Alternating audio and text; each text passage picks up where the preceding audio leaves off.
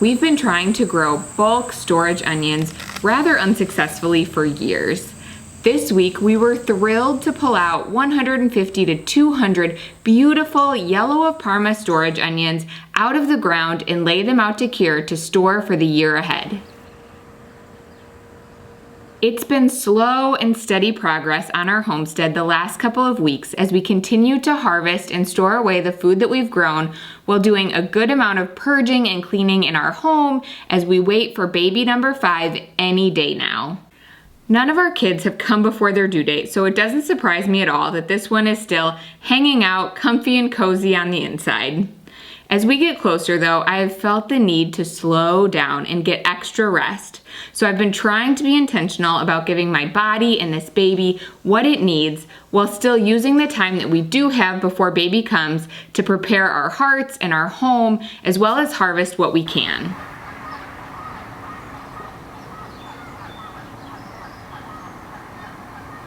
Even though we're in October now, it still feels like the thick of summer here in the Midwest as the temperatures have been daily in the 80s, even hitting 90. This has made getting out to harvest a challenge in this heat. We've been trying to take advantage of the mornings while it's still cooler to harvest what we can. So instead of doing our usual half day or full day long harvest sessions like we've been used to in the past for more of our bulk storage items, it's been getting an hour or two in most days to do what we can.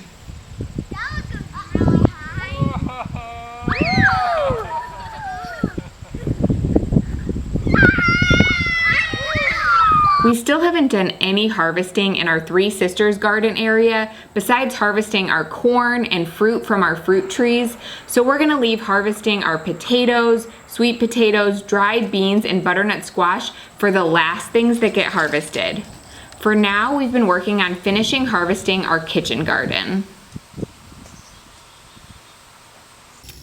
You want some in your bag? Mommy, does this look like a good one? Oh yeah, that's a beauty. Mommy, I never did see a beauty. Yeah, You can help me. We planted this kid-friendly orchard when we planted our other fruit trees, and we're so glad we did. It's closer to our home, and the dwarf fruit trees are just the right size for all our kids to be involved in the harvest. We had already harvested the other 2 trees earlier, but of our 2 Gold Rush apple trees, one was loaded and ripe for picking. These apples are tart and delicious, so our kids were excited to join in the harvest. Oh man, our trees this year. Oh goodness gracious. There's actually a lot of apples on here, which is probably why it flopped over. We've learned some tough lessons with our fruit trees this year. Sometime in the last 24 hours before we planned on harvesting, this tree, which already had a pretty good tilt to it, completely tipped over with the weight of the apples. Thankfully, nothing snapped, so we should just be able to brace it back up. I think, yeah, there's a few more to grab and then we'll be done. Honestly, it wasn't a great year for apples for us. We didn't can jars and jars of applesauce like we have in the past, but thankfully the abundant peach harvest made up for that this year. We're still super grateful we have a good number of apples we can store in fridges for fresh eating for the months ahead.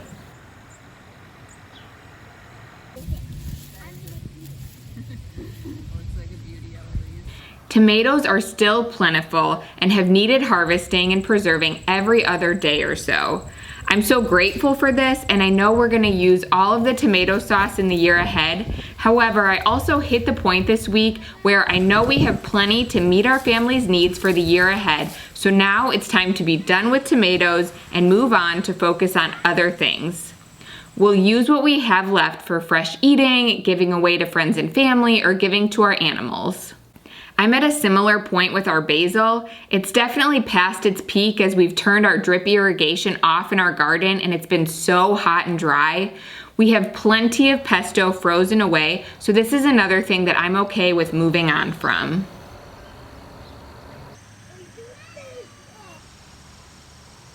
Our second planting of lettuce is ready to be harvested regularly right now, so we've been enjoying plenty of salads as meals lately, which is a treat, and honestly with all the heat has been very welcomed as quick and easy meals to throw together.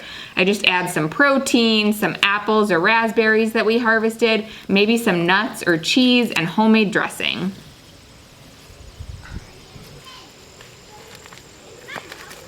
The two bigger things that we wanted to hit in our kitchen garden this week is harvesting and storing away our onions and our carrots. Then really the only thing that we'll have left to harvest from our kitchen garden is our cabbage. And cabbage is really easy to harvest, and because I store it away in the fridge for a few months before getting around to turning it into sauerkraut to preserve for the year ahead, I like to wait until it's cooler outside as late in the season as possible to harvest it. We never got around to putting netting over our cabbage, so clearly there's some damage from cabbage moths, but we're still happy to see some large, really good looking heads of cabbage growing. First up was harvesting onions. We've tried starting onions from seed as well as starting it from onion sets that we ordered, and it never went well. This year, I think the big difference for a successful onion harvest was improving our seed starting setup. After feeling frustrated from our experience of starting onion from seed in the past, we tried purchasing onion sets last year, thinking that it was going to solve all of our onion woes. But it didn't. We hardly got any onions, and the ones that we did get went bad really quickly. Plus, buying the sets was much more expensive than starting onions from seed. So this year we wanted to try again at starting our onions from seed. We went with Yellow of Parma onions from Seed Savers Exchange, which are known for being large, robust onions that store really well for months. Instead of relying on just a south-facing window like we've always done in previous years, we upped our seed starting game and invested in some high-quality potting mix from Vermont Compost as well as grow lights. And it made such a difference. Instead of the measly onion starts that were nearly impossible to transplant, we ended up with beautiful baby onion plants that transplanted really easily. Nearly all of them took and thrived. All right.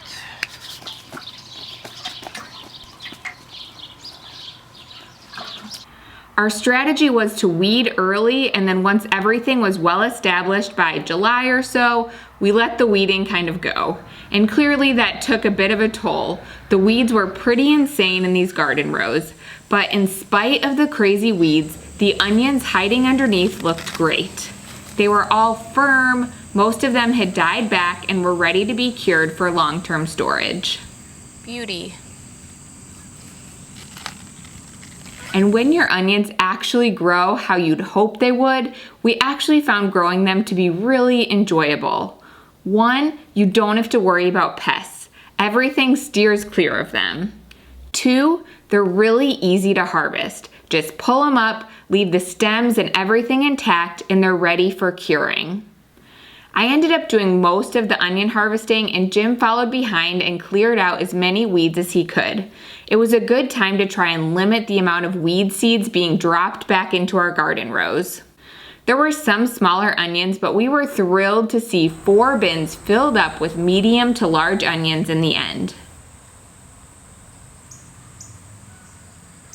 We've never really had a good enough onion harvest in the past to worry about properly curing them. But with this many and wanting them to last us long into the winter, we knew curing was a must.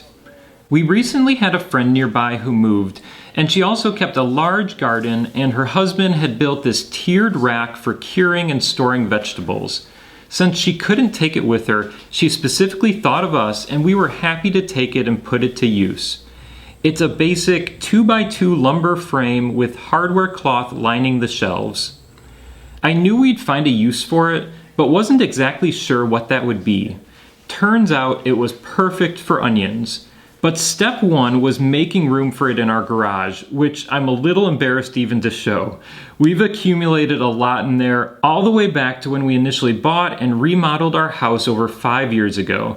So it was due for at least a little purge to make room for our new curing rack. One of the things I was happy to hand off was a used dishwasher we never ended up installing.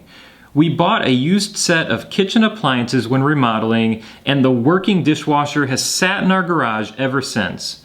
I put it at the curb, posted it for free on Marketplace, and was glad to see someone pick it up that evening. We picked the garage as the right location for curing because you actually want to cure most crops in more of a warmer, room temperature environment that's also ideally dark with good airflow. The process of curing is essentially what storage crops need to transition to a state of dormancy for long-term storage. In the case of onions, you're allowing the onion to properly dry out and seal up so moisture can be held within the bulb of the onion to help extend its shelf life for the months ahead. To cure them, we just laid out the onions on the shelves in a single layer, staggering them so they didn't touch. We left the stems on the onions for curing, and we'll cut those off once they're finished curing in 3 to 4 weeks. We're still not exactly sure where or how we'll store the onions once they're cured. We want to keep them out of our basement since all of our potatoes will be stored down there, and onions and potatoes are not good storage companions. We're thinking we'll make room for them somewhere in our mudroom area since that tends to stay on the cooler side, but we definitely don't want to keep them in the garage too long so they don't freeze once winter hits. Our garlic has been curing for the last couple of months since harvesting it back in July. Now that we have the storage rack that our onions are curing on, we realized that this would also be perfect for curing our garlic in the future. Ideally, garlic too would be cured by laying it out on open shelves in a single layer, but we just let them cure in our harvest bins like we've done in the past, and they've always cured and stored great this way. You know garlic is cured and ready for storage once those necks are nice and dried out with that crispy, crunchy leaf texture. This garlic was probably finished curing more than a month ago, but we're just getting to trimming it down now. After it's cured, we cut the necks and roots off and then store them back in these storage bins in our basement. This garlic is also what we'll use for our seed garlic, so we'll set aside several big, beautiful looking heads, and then we'll plant around 300 cloves or so in the next month. We tend to not get to planting it until November after everything else is harvested and the garden is cleaned up. Then the rest of the garlic will be stored for the year ahead. And honestly, we're still eating garlic that we had grown the previous year, so that just shows how well it stores and can be used in the future.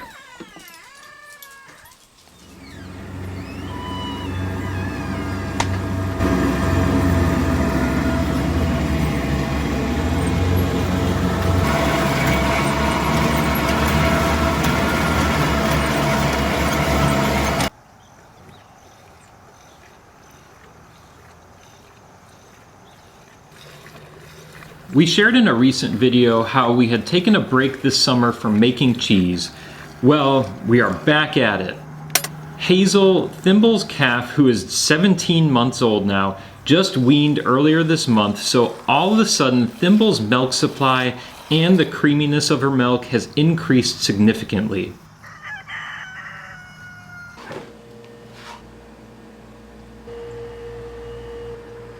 Our rotation has been to make roughly 5 gallons worth of cheese each week. We rotate in between our farmhouse cheddar and fresh mozzarella. While it was nice to have a break from making cheese this summer, it's also nice to start filling our freezer with fresh cheese again, especially with Thimble expecting a calf in the late spring and knowing that her supply usually goes down in the winter and we'll be weaning her for a few months before she calves.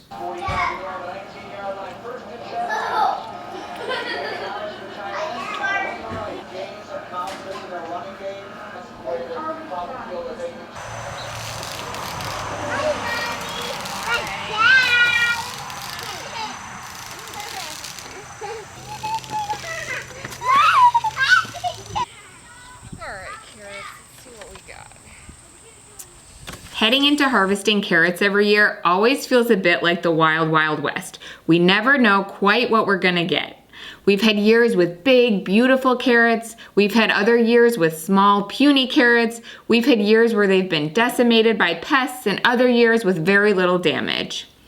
This year was no different. It was interesting to see how there were sections of carrots that we pulled that were big and beautiful with very little pest damage, and then next to that there were sections where pulling a 3-inch carrot out of the ground felt like a big victory. Oh yeah, look at this guy. Beauty.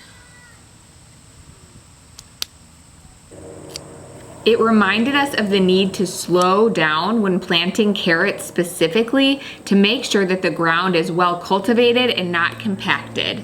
That's the main reason we think we had those sections with much smaller carrots while other sections did much, much better. Overall, it was a decent harvest and there should be plenty here to feed us through the winter. Our favorite variety of carrot to grow has been the Scarlet Nantes carrot.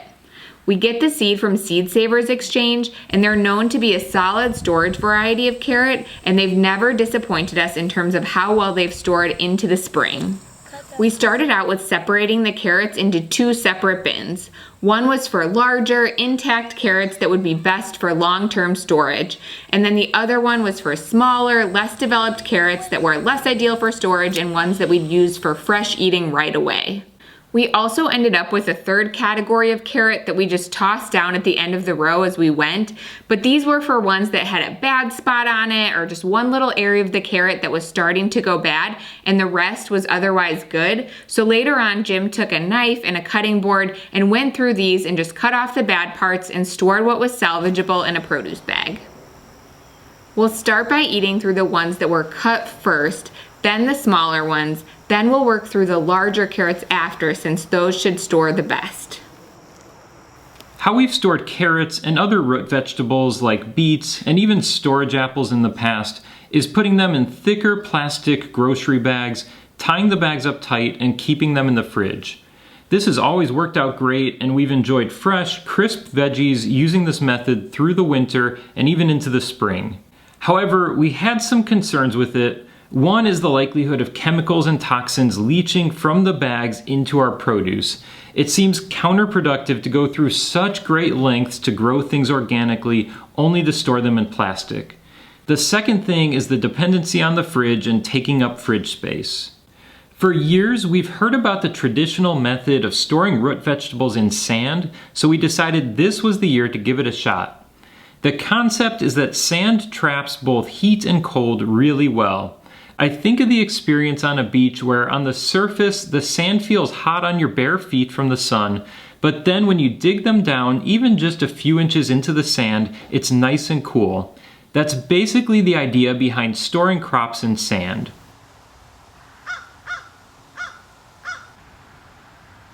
That morning I went to the hardware store to pick up some heavy-duty storage totes. These were 27 gallons in size and then some bags of sand.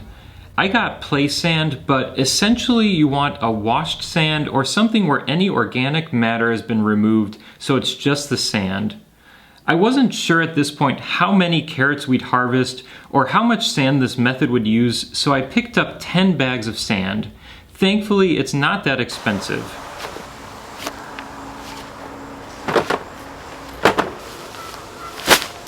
I wanted to start by washing out the storage totes, so I brought out one of our dish soap bars and a rag and washed out the inside with a hose.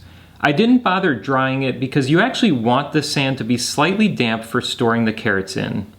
I just added a couple inch thick layer to the bottom to start and laid out the carrots in the sand. You want to make sure to space them so they're not touching. When you're done with one row, you add another layer of sand to cover up the carrots and then smooth it out for adding another row of carrots on top. Then you just repeat those steps over and over, sand, carrots, sand, carrots. We stopped after about 2 bags of sand in each tote so they didn't get too heavy to move. That said, they still took quite an effort to get them downstairs to our basement for storage. You want to keep them in as cool of a space as possible. A root cellar would be ideal, or a basement should do fine. This is somewhat of a test for us, and we'll see how we like this method. I don't really have any concerns from a storage standpoint. I think the carrots will store fine in the sand. I more so have my doubts from a practicality standpoint. You want to store things in a way that works for you. Going into the fridge and pulling carrots out of a bag was simple for us, but how will it be popping open a bin and digging through sand to hunt down the carrots that you need? Will the sand make a mess everywhere? What if we don't wash it off fully? Will it be gritty? Do we need to scoop the sand out and store it somewhere as we go through the layers of carrots? And then how will it be reusing the sand in bins year after year? These are all the questions rolling around in my head, but on the other hand, we like the idea of using a more natural and traditional method, so we'll just have to see how it plays out for us in the long run. You can also use the sand method for storing a lot of other root vegetables too, beets, turnips, potatoes, and even for fruits like storage varieties of apples and pears. And if you're wondering, 10 bags of sand was definitely overkill, and I ended up returning 6 of them. Really, if you want to be able to move them at all, 2 bags of sand is the most you'd want to add to a bin.